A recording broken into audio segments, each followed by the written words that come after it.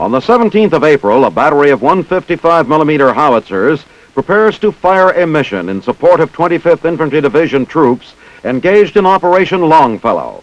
The target is an area being prepared as a landing zone in Kontum Province.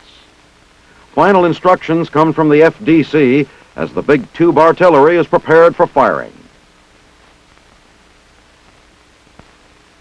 The battery is firing from positions near Dak To, 480 kilometers north-northeast of Saigon. Elevation adjustments are completed and the firing commences. Now the entire battery is in action. Even as this barrage fire is covering the landing zone area, Tropic Lightning troops are mounting their assault helicopters for a successful move to the forward landing zone.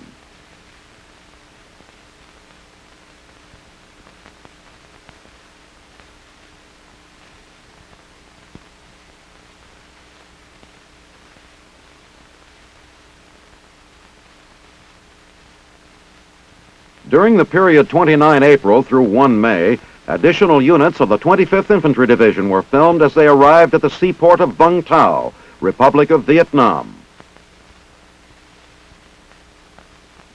In a shuttle service, LCTs ferry the men from their troop ships to the beach. On shore, the division band greets the landing troops.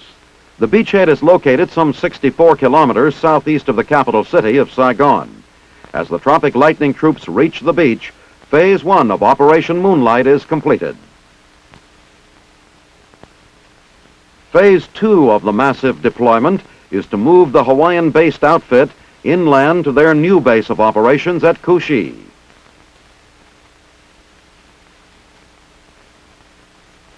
For the trip to the division's headquarters in Vietnam, 96 kilometers to the northwest, the arriving elements are taken to nearby Vung Tau airstrip. They will be flown from here to Kushi as the more than 4,000 new troops complete the final phase of Operation Moonlight.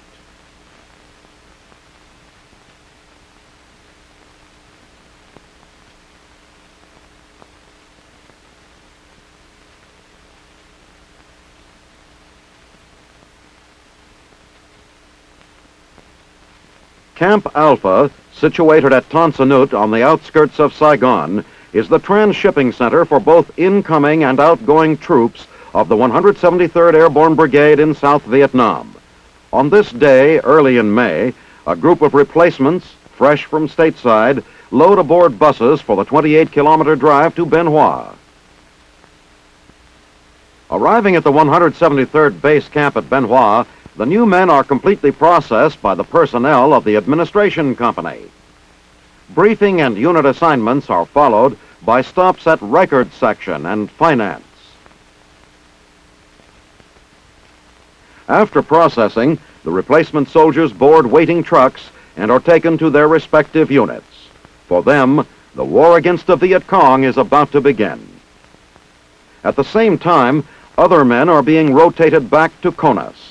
No troops are held overnight at the processing center, and all are soon on their way. For the returnees, Camp Alpha is the gateway to home. Here, their transportation back to the States is arranged. For these veterans of the Vietnam campaign, a long-awaited moment has arrived.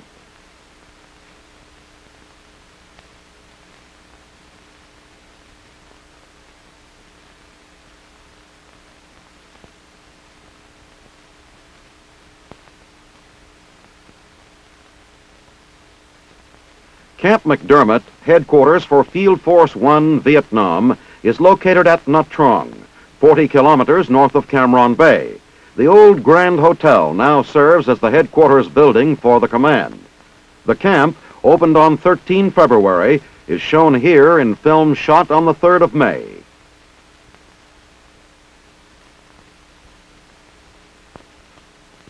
During the 10 weeks the camp has been in existence, it has been greatly expanded to handle thousands of troops. A construction program is going forward to convert from tents to frame buildings, and concrete foundations have already been poured for many of the structures. One of the units assigned to Camp McDermott is an MP company. The military police not only provide security for the headquarters here, but they perform many of the same type of duties as they would in the United States. As the camp has grown, the MPs find their activities increasing. Speeders along the highway between the camp and the town of Nha Trang are given tickets just as anywhere else. For many years, Nha Trang has been a popular coastal resort city and is densely populated. Speeding is out.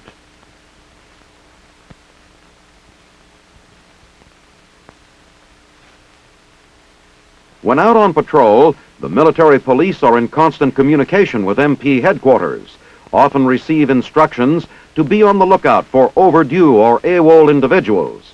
Usually, these persons are in town. Nha Trang, once noted for its beautiful beaches, hotels, and temples, has undergone certain changes as local businessmen vie for the money of Camp McDermott soldiers.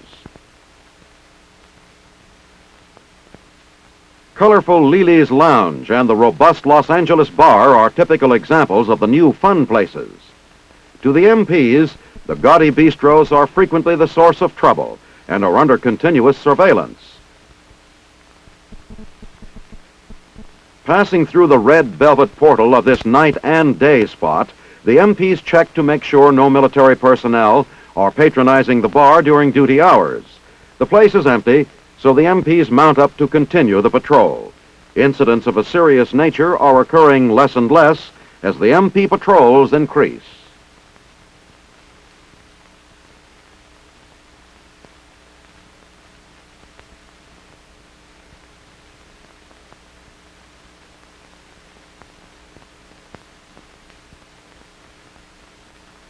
Camp Radcliffe, home of the 1st Air Cavalry Division, is located near On Cay. Here on 6 May, presentation of division colors from Major General Harry W.O. Kennard, outgoing commander, to Major General John Norton, formally launches a change of command ceremony during which General Norton will assume leadership of the Air Mobile Division. General Norton is officially installed by Lieutenant General Gene E. Engler, Deputy Commanding General, U.S. Army Vietnam, and Major General Stanley R. Larson, Commanding General, Headquarters, Field Force 1. As troops of the 1st Air Cavalry stand in formation, the new commander troops the line. 1st Cavalrymen salute their new commanding general as the division's and the nation's flags fly in the brilliant sunlight. General Norton's most recent assignment was as Deputy Commanding General of U.S. Army Vietnam. General Kennard is assuming temporary command of Field Forces 1, while General Larson is on leave. After this temporary duty, General Kennard will return to the United States for reassignment. As a climax, division helicopters pay tribute to their new commander and bid farewell to General Kennard, who helped develop the air mobile concept and was the first commander to direct its use in combat.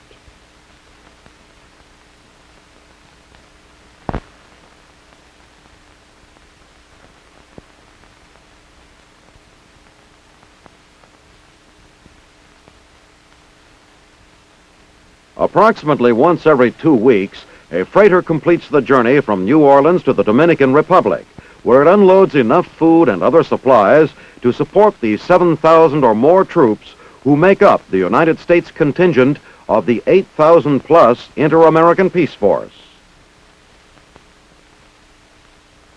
There are 30 dozen eggs in each of these cartons. Perishables are unloaded first and transported in refrigerator vans, a prime necessity in this subtropical climate. All supplies, perishable or not, are taken to the Fairgrounds Depot Complex of the 627th Supply and Service Battalion. These experienced supply experts know that in this climate, food must be placed immediately in cold storage lockers. Eggs, like all foods, can go bad during shipment. To protect the health of the troops, an Army veterinarian is assigned to inspect each shipment of perishables that arrives. Producing daily bakery products is another function of the Supply and Service Battalion. Here, battalion bakers place dough in a molder divider assembly to make 2-pound loaves. The bread is then baked for 45 minutes and permitted to cool. French, rye, whole wheat, and raisin bread are among the bakery products the battalion supplies to their hungry customers. Inside this enclosure, the battalion's 649th Supply and Service Company operates a 7,000 customer laundry.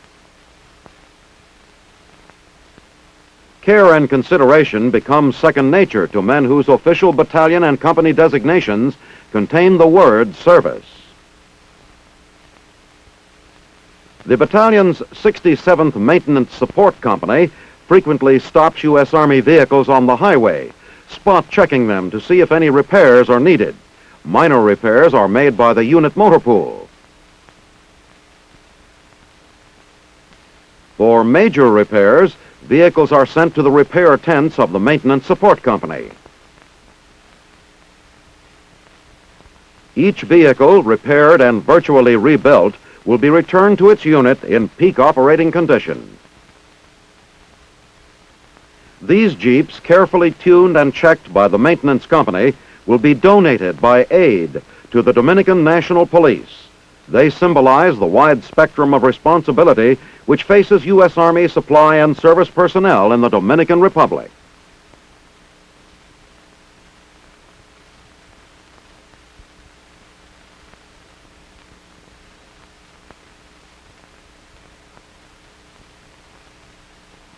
General de Division F. Binoche of France, Major General Sir John Nelson of England, and Major General John F. Franklin, USA, attend the Allied Forces Day celebration in West Berlin on 14 May. Governing Mayor Willy Brandt and family are next to arrive. The mayor greets the commanding generals on behalf of the city. Colors are borne the length of the parade route, the Strasse des 17 Juni, west to Ernst Reuter Platz, then along Bismarckstrasse. A combination of three military bands, the pipes and band of the 1st Battalion, the Royal Inniskilling Fusiliers Band, and the Royal Tank Regiment Cambrai Band, execute the traditional British march maneuver left wheel. 9 military bands participate in the overall parade.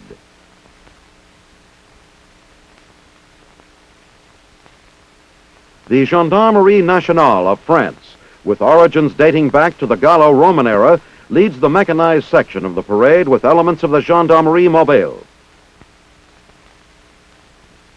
In the second portion of the parade, A Squadron of the Queen's Own Hussars marches the route. Various motorized units participate.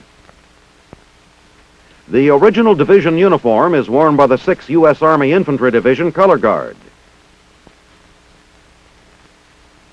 The state flags of the 50 states of the USA are carried by men of the Berlin Brigade's special troops. An M60 U.S. tank from the 40th Armor salutes as it passes the reviewing stand.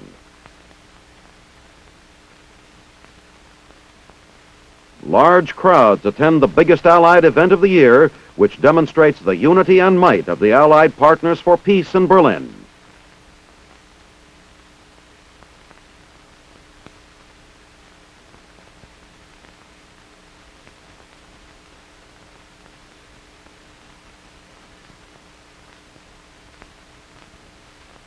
The Thailand Armed Forces Military Research and Development Center in Bangkok is seeking a practical individual combat ration for their troops. They are working in cooperation with the U.S. Advanced Research Projects Agency Field Unit in Thailand and with the Thai Preserved Foods Organization. The research and development stages are completed.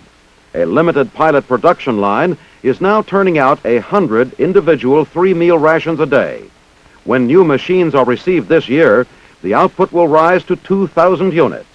The packages contain dried rice, sliced dried fish, a Thai soup of cabbage and vegetables, dried beef, fish powder, and other dehydrated items. Dessert is a sugar peanut candy bar.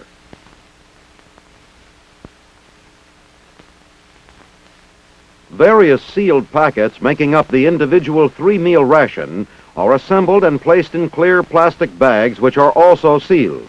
The dry food is therefore doubly protected against tropical humidity which might otherwise spoil it.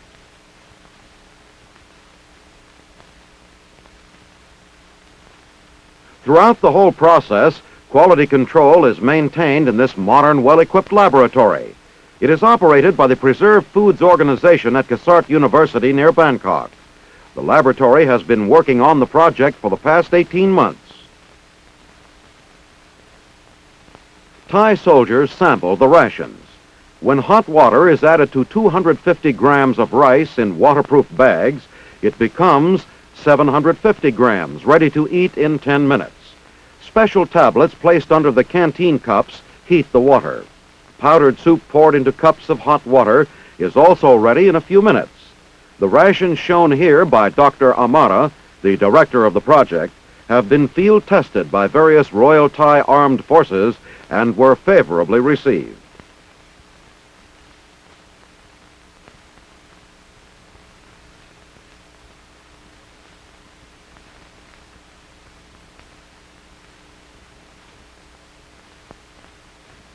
This is Main Street, Fayetteville, North Carolina. The 150-year-old Fayetteville Observer is the hometown newspaper for thousands of members of the 82nd Airborne Division stationed in the Dominican Republic. They left their families and their loved ones in the Fort Bragg, Fayetteville area when they were ordered to Santo Domingo to restore peace a year ago. The Army has made arrangements for 1,000 copies a day of the Observer to be sent to the soldiers who call North Carolina a second home.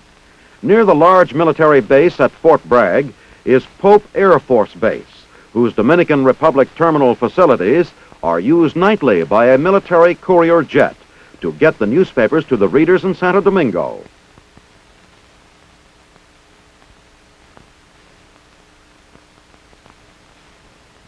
Within hours, the aircraft carrying the newspapers lands at the headquarters of the United States forces in the Dominican Republic. From the tail section of the C-130, the newspapers are offloaded. The papers with all the news of the activities and interests of the families back home are dropped at the various distribution points in the Camp Randall and Santo Domingo area. The Observer is distributed on a basis of 1 copy for every 7 men and reaches soldiers everywhere, ranging from the headquarters section of the IAPF to 82nd Division headquarters and units out on special duty. Within 24 hours, the Observer is in the hands of its readers in the Dominican Republic. The morale factor is a large one. In a foreign country where the soldier is away from the ones he loves and where the inhabitants speak an unfamiliar language, the Fayetteville Observer is like a daily letter from home.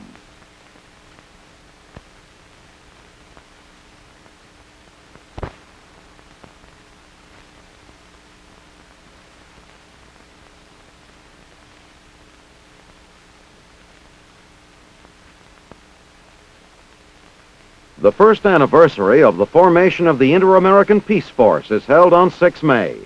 To celebrate this, sports events are scheduled between the 5 Latin members and the USAREUR forces in the Dominican Republic. In soccer, Paraguay swamps the Yanks 11-0. In the more familiar game of basketball, the U.S. defeats a Brazilian Nicaraguan team 83-27. The game at the Brazilian battalion camp is watched by the IAPF's commanding officer, Brazilian General Alvaro Braca, and his deputy, Brigadier General Robert R. Linville, U.S. Army.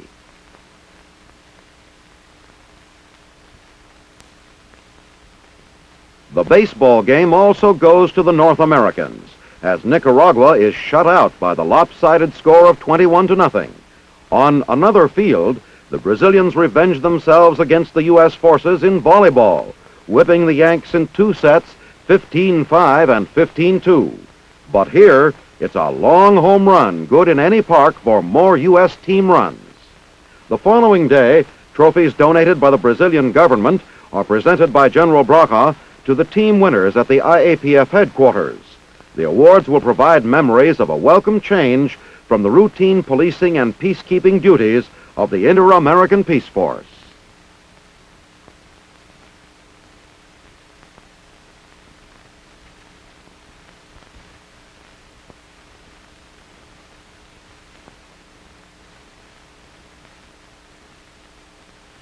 In Trieste, Italy, on 8 May, at the Officers' Club of the Vittorio Emanuele Caserne, competitors are welcomed by General Nani of Italy to the boxing matches of the Council International des Sports Militaires, CISM.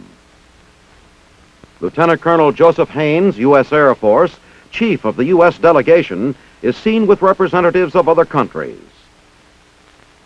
On the following day, delegates draw lots to determine their position in the competition. The lightweight drawing is followed by another drawing for featherweights.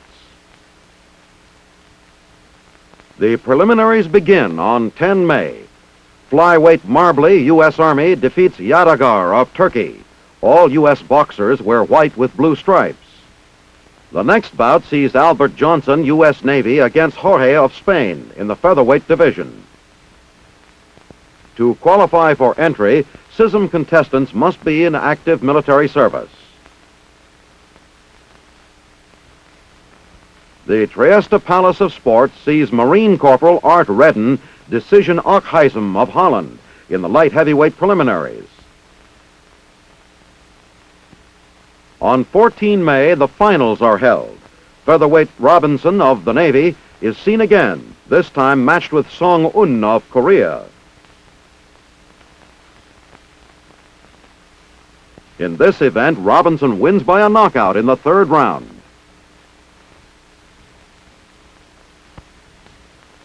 Victoria of Army boxes to a decision over Hang Sok of Korea in the lightweight class.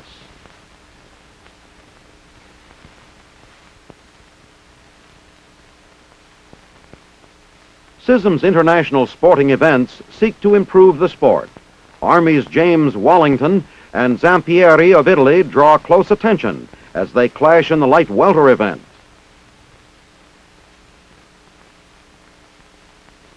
For the light heavyweight finals, Marine Corporal Redden returns against Barbiera of Italy and wins on a TKO.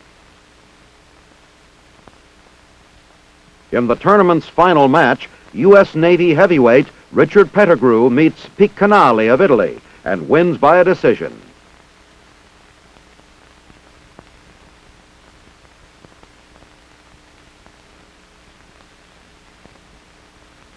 Various dignitaries present medals to the winners of each division. U.S. contenders take 4 gold and 2 silver medals.